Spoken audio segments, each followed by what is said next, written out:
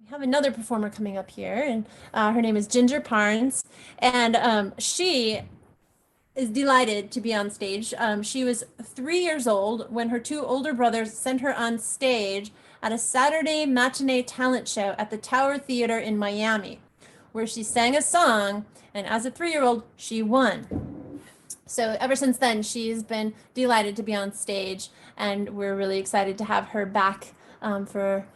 She's been on our stage before, but we're really happy to welcome her back for tonight. So let's give her a warm welcome. Hi, I'm really glad to be here celebrating 15 years of Tell It on Tuesday. Once a month for 15 years. That's a big commitment to our community. And I have 15 minutes to share with you. That's a good amount of time. I have a complicated relationship with time. I want to live in the now, but I want to be on time when I'm going to appointments. I don't like wasting time.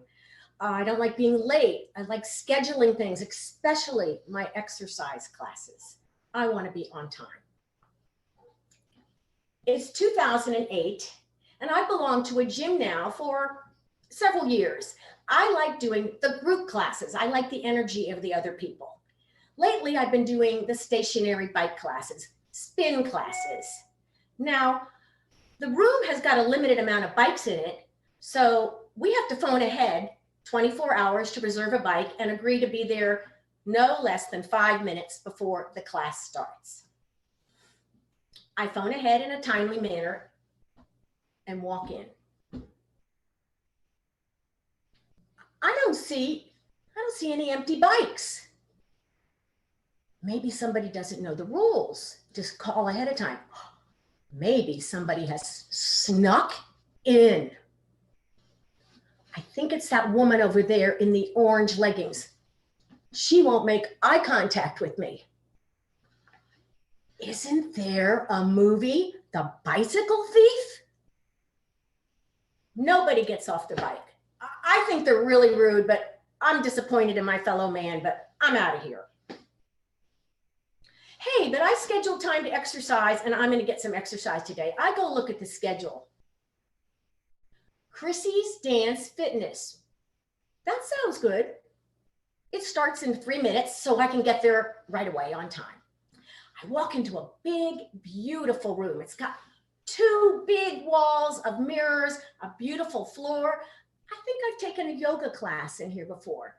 People are standing around talking, seem friendly, and then the music starts. Hey, this is gonna be a lot of fun. Wow, look at me moving my body. She's such a good teacher. Oh no, how's my brain gonna? This is gonna be great. I have found my new exercise. And I become practically addicted to going to dance class. Why not? It feels great. Why be on a stationary bike when you can be moving your body? I also notice my body changing a little bit. I'm losing a little weight. Now, weight, that's an issue for many of us. And I admit I'm concerned about my weight and my appearance. I've become a certified life coach, helping people with their self-image, a lot of inner and outer work. We focus on mindfulness and all kinds of things. I also focus on my abs. You know how those guys get 6-packs? I'm working on my 2-pack. Around the same time, I decide to join a class for 8 weeks called, ready? Slim for the Holidays. It's 8 weeks, twice a week, phone in a teleseminar focusing on what your behavior is like around food and around life during the holidays. Now, it's a teleseminar. It's easy to attend, and the instructor, facilitator, goes around the room, the virtual room, and has us all speak up and say what our goals are, what our issues are. The course starts the Monday before Thanksgiving. Now, if ever there's a holiday that's centered around food, it's Thanksgiving. And we're going to be with family. Family. Thanksgiving. Thanksgiving, bringing out the dysfunction in families for generations. She asked us to set our goals for Thursday. Well, I'm going to have at least 2 glasses of wine. I'll sip them mindfully, but I have to have my wine. I want the pecan pie. I love the pecan pie with the whipped cream and ice cream. I'm going to have a piece, maybe 2, but I'll eat it mindfully. Me, just give me the stuffing, that carbohydrate, butter-laden stuffing. I don't care about turkey. I don't even care about pumpkin pie. I want to have the stuffing, and I eat it mindfully and do pretty well. The next day, Friday, we come back to the teleseminar, and everybody says what their challenges were and how they did over the time. And we set our goals for Monday. This is going to go on, slim for the holidays, for 8 weeks. It's also a time to start thinking about other areas of my life I'd like to be mindful about. And what am I going to those parties for anyway?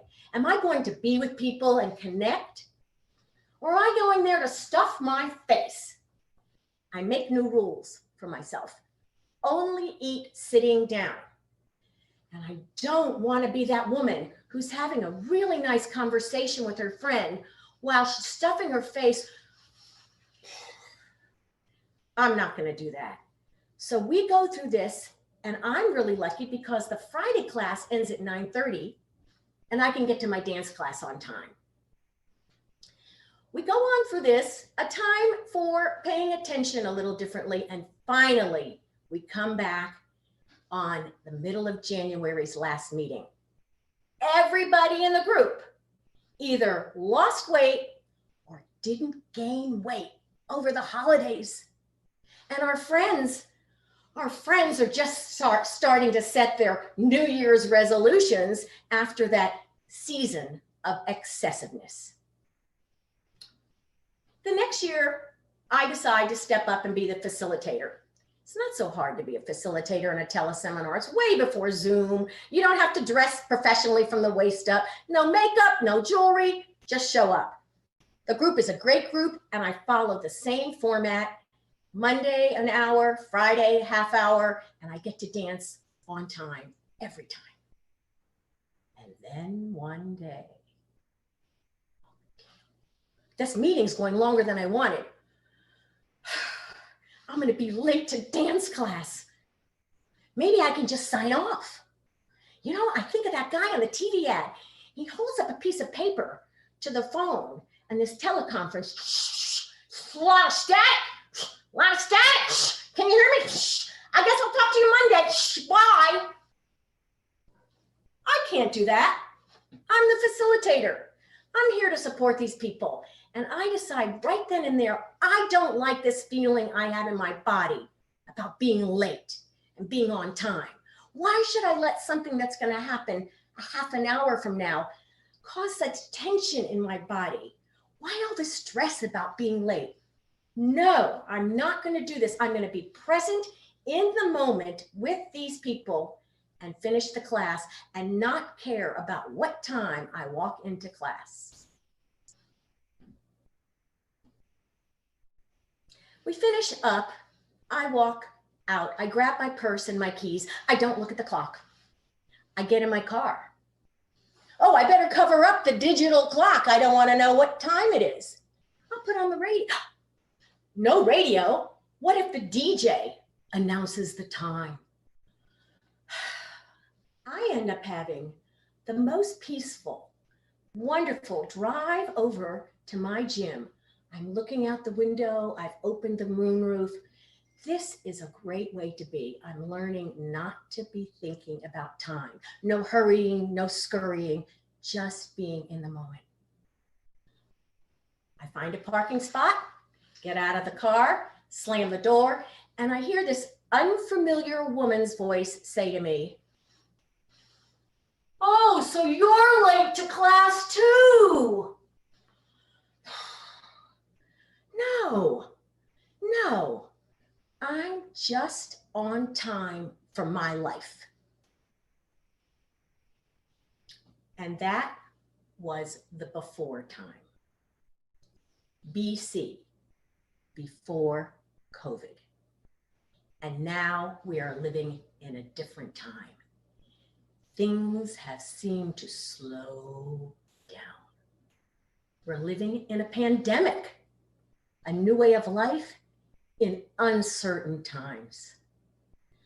My husband and I have been sheltering in place for probably almost 4 months now. We don't run errands. We limit everything we do. We're not hurrying to get to meetings or restaurants for sure. We're living in the present time. A lot of other people are doing the same. The silver lining. Sky's blue, less cars on the road, birds are singing. A reminder to live in the moment. We are writing history, collectively and individually. So what have I been doing with my time?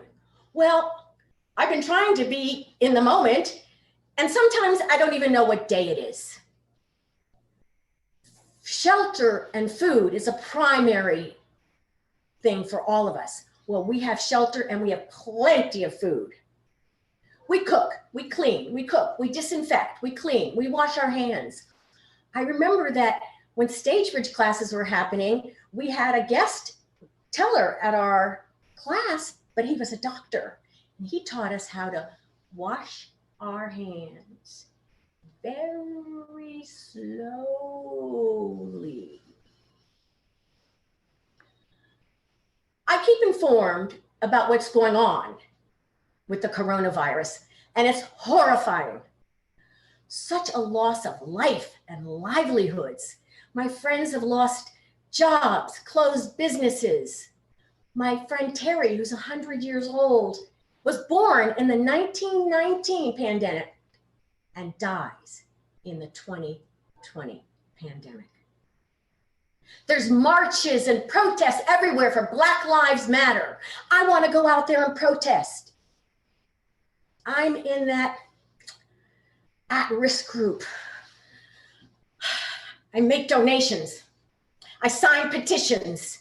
And then I get invited to an old person's protest. We stand at the top of University Avenue in Berkeley. Masks on our face, 6 feet apart, holding up our signs. Mine says, silence is compliance. I feel gratified that I can finally take a stand. I feel a shift in the consciousness of our country. I go on long walks. I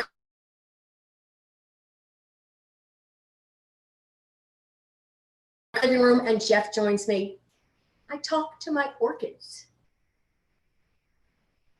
The closet with the clothes in it, my clothes closet, still hasn't been cleaned out, but I did manage to line the shelves in my kitchen.